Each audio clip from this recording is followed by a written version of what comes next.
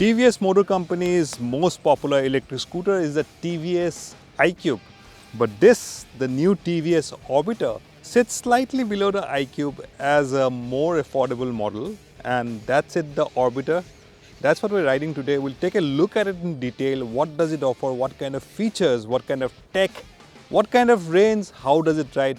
Everything we'll talk about the new TVS Orbiter. But before we get to that, please do like the Car and Bike channel, hit that bell so that you get notified every time we ride an interesting scooter or motorcycle and talk all about it. For now, let's take a closer look at the new TVS Orbiter, priced just under 1 lakh rupees ex-showroom.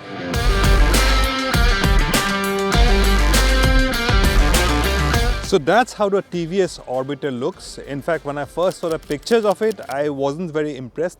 But if you take a look at it in flesh and blood, or plastic and metal if you will, this one is a really funky, trendy and attractive scooter, particularly in this dual color shade with the neon yellow and the blue shade. This looks very, very funky indeed. For my age, I find it quite attractive.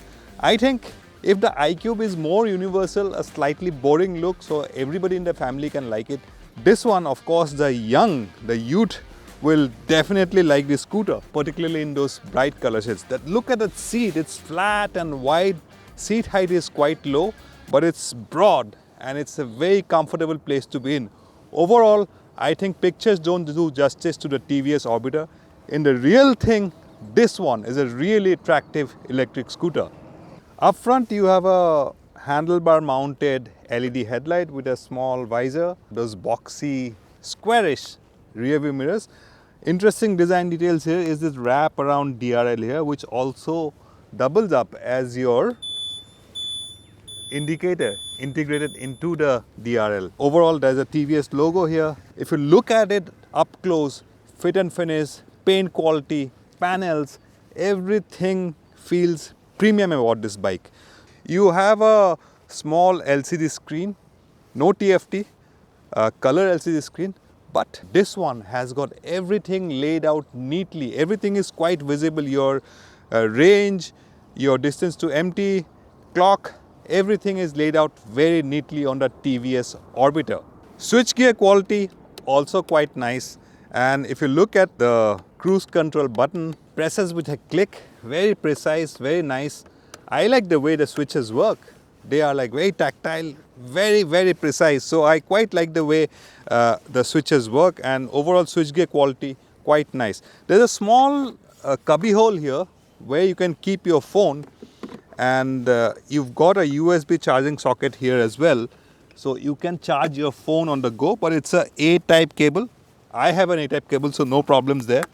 And the cubby hole is not very easy to reach into, which is in a way good, because it's not very easy for somebody to put their hand in and steal something while you're on the go. But that reminds me of those old letterboxes. The cubby hole is like a letterbox, so yeah, that's how it works. Floorboard space is quite good. There's a hook here to carry a bag or two. And overall, in terms of practicality, in terms of riding ergonomics, you sit like this. Although seat height is 763 mm, because of the width of the seat, maybe shorter riders may, but I have a bend on my knee, so this is a comfortable scooter to sit on. Even for a pillion, it is a very comfortable seat to be in. Now coming to the rear part of the scooter in terms of design, you have a similar wraparound tail light design here with the TVS logo there. Very neatly integrated design. Of course, the indicators again are integrated into that wraparound light here. So overall, from every angle you look at the Orbiter, it is a funky, futuristic, very nice looking scooter. I don't think too many people will find fault with that design, at least. To my eyes, I think this is one of the better looking electric scooters that you can think of available in the market right now. Now in terms of underseat storage space, it's got a massive 34-liter boot. For reference, my backpack is already there, and you can store a full-size backpack like the one that I have along with the charger. So space is something which you have ample, but the depth of the underseat storage space isn't much. so you can't possibly store a full face helmet. But if you use half face helmets, you can use the space to store a half face helmet for sure. So practical, yes. Space, yes. Now time to ride it and tell you how does it perform.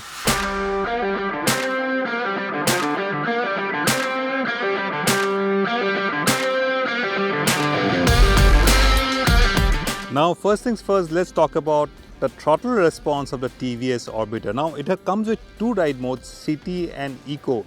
Eco top speed is pegged at 45 km per hour. You can't go beyond that in Eco mode. City mode, it will show you a speedo indicated top speed of 68 km per hour. That's the top speed. You can't go beyond that. So it's not essentially a very quick scooter. But the throttle response is very linear, very smooth. It will not surprise you the way it picks up power. In both City and Eco modes, it's a scooter which is friendly from the get-go. So even if you're new to scooters or if you're new to any kind of two-wheelers, the throttle response, even though it's being an electric, will not surprise you or throw you off guard. So the hub-mounted BLDC motor has an output of 2.5 kilowatt. That's roughly about 3.35, 3.4 bhp. So this is not a very performance-oriented scooter. It's meant for daily commutes. Of course, the top speed cap of 68 km per hour speedo indicated, real top speed will possibly be less, around 62, 63 possibly, is alright as far as you're doing short dashes in and around town. But if your commute is longer, you need to cover longer distances, you will possibly feel the lack of slightly shove in the top end, because you will need to keep up with others who are doing 70, 75 on open stretches, and that's where the performance feels lacking. You know, if your daily run around is through traffic mostly, then that 68 km, 60, 65 km per hour top speed is pretty well sorted. In fact, the mid-range between 35 to about 55 is quite sorted. You won't feel the lack of shove on the TVS Orbiter. Now it comes with cruise control, which even the iQube doesn't get, and the system is very simple. You just click it once, the cruise control is activated, click it twice, and the cruise control is set at that particular speed. But you can only set the cruise control between 25 and 60 km per hour.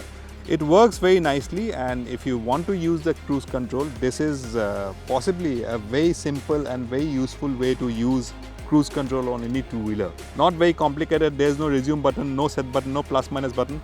Just press it twice and it works flawlessly.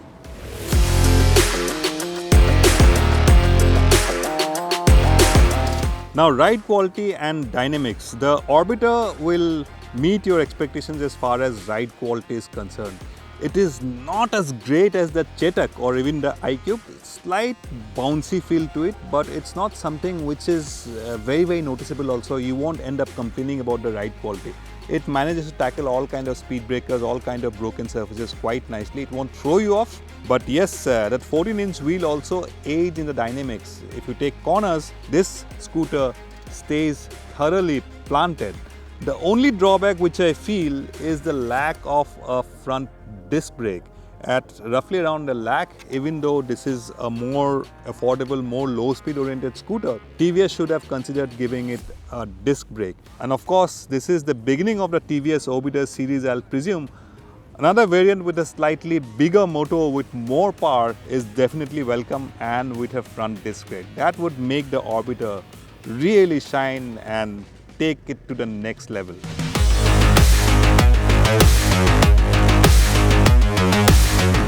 The TVS Orbiter gets a lot of things right. Number one, funky styling, definitely attractive, and whether you're young, you're middle-aged, this will certainly grab attention, and you can make a style statement. It's practical, comfortable, lots of space inside, and it's light, nimble and fun to ride. And of course, the range, that's the biggest factor. TVS claims 158 kilometers IDC range on a full charge. I've been using it for a couple of days now. I think it will easily give you about 100-110 kilometers on a full charge if you go easy and not flat out all the time. So 100 kilometers range in this segment of electric scooters is definitely something to talk about. Having said that, there are a few drawbacks. If it had slightly more performance, slightly more top speed, a front disc brake, And I think the Orbiter could take the game to the next level for sure. But still, if you want an entry-level electric scooter at the 1 lakh ex-showroom price bracket, this is something you can definitely consider.